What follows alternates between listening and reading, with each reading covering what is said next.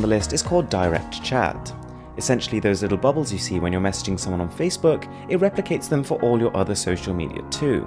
It works for WhatsApp, Hangouts, Allo, Skype, and to be honest, it just makes multitasking a whole lot easier. Being able to reply to a conversation just by tapping on the bubble and typing means that you don't have to be constantly switching between applications.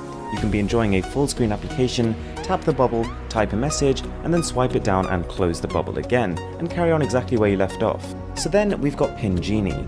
It's a lock screen replacement that number one tries to increase your security and number two your level of customization. So booting it up for the first time, it looks pretty similar to the iPhone's lock screen, but the number of customization options here is crazy. You could change the layout of numbers when you're entering your PIN, or you could set it so that you have to answer one of a series of questions to get into your smartphone. And Pin Genie also has some more advanced features. It can automatically take photos of anyone who unsuccessfully tries to enter your phone a few times and then email them to you. And you can also customize which applications you want to be able to open directly from the lock screen. There's also quite a few wallpapers built into it, and different themes you can download which completely change the way the lock screen functions. So then we've got a pretty interesting one called Block Wi-Fi Thief. It's an application that first of all allows you to check every single device that's connected to your Wi-Fi connection, and if you're not happy with them, you can completely boot them off. Now, as well as being a pretty fun tool to annoy your siblings with, this has a useful purpose. You can block people who are potentially stealing your information, but also people who are just accessing your internet because that slows it down. So after it's scanned for all the devices, you can then go through the list and decide which ones are known devices and trusted devices, and which ones are strangers.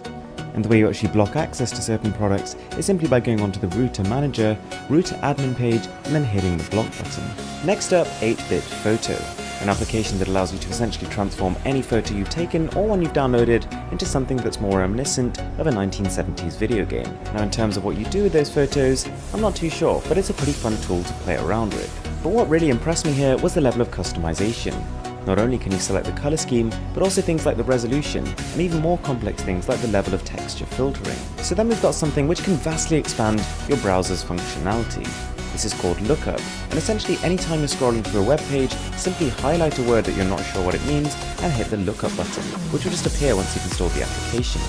It'll then bring up a little pop-up window and it'll tell you exactly what it means, and if it's got numerous definitions, it shows you all of them. It's a simple process, pretty intuitive. There are ads in the free version, but these can be disabled for a small fee. You can also make it speak out the words and translate them or put them in your notes app on the spot if you've got the paid version. So then we've got a pretty interesting wallpaper app called Never Settle Wallpapers. And what this essentially does is take the OnePlus slogan and slaps it on a ton of really high resolution and nice, colourful, clean wallpapers. And I mean, as a combination, it works really well. These are the kind of wallpapers that go really well in minimalistic setups, less so if you've got too much going on. Nonetheless, it's an application worth playing around with. I know in terms of what it's doing, it's not exactly groundbreaking, but nonetheless, if the end result works, why do we care? There's a pretty wide selection, lots of different categories to go through, so yeah, I would recommend this one. So the 7th app on the list is something called Look of Disapproval, and it's essentially a source for all the different emoticons you could want to use. So for those of you who don't know, emoticons are kind of like emojis, but they're in text format, so they can be simply copied straight into your clipboard by tapping on them and pasted into anywhere where you can have a text-based input. And this generally gets a pretty good reaction. There's some pretty cool, pretty complex ones, and you can definitely display a little bit more emotion than you could with a standard emoji. So next up is a very simple application called 5217. And this was actually based off a study that's been done recently, suggesting that people are the most productive if they work for 52 minutes and then break for 17. And essentially all this application does is ties you to that schedule.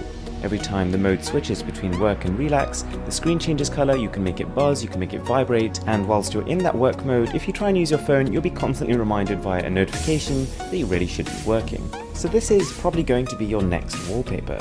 This is called the Smart Wallpaper application, and it's a live wallpaper without the battery drain. So basically you choose when you want the wallpaper to cycle. It could be based on the week, the day, the month, or even the weather pattern or which Wi-Fi network you're connected to, and then you decide which wallpaper you want to display based on which scenario. And inbuilt to the app, they have a whole ton of really good, super high resolution and really clean photos. So it's kind of like a 2-in-1. You get a whole bunch of really high resolution photos, and at the same time you get the concept itself. And this is genuinely, after quite a bit of testing, one of the least draining live wallpapers I've ever used. So then we have something called Inkwire, and a long story short, what it allows you to do is to share your screen with another Android user. Simply boot up the application, it gives you a code, which you then enter into your partner device, and bam! From one device, you'll be literally seeing the screen of whatever's on the other device. Now you can't operate the other device, but what you can do is touch the screen and it will create a little red pointer on their screen. So if, for example, a friend or family member is really struggling setting something up, then you can actually both install the application and you can guide them through it. So guys, I really hope you enjoyed the video, and with that being said,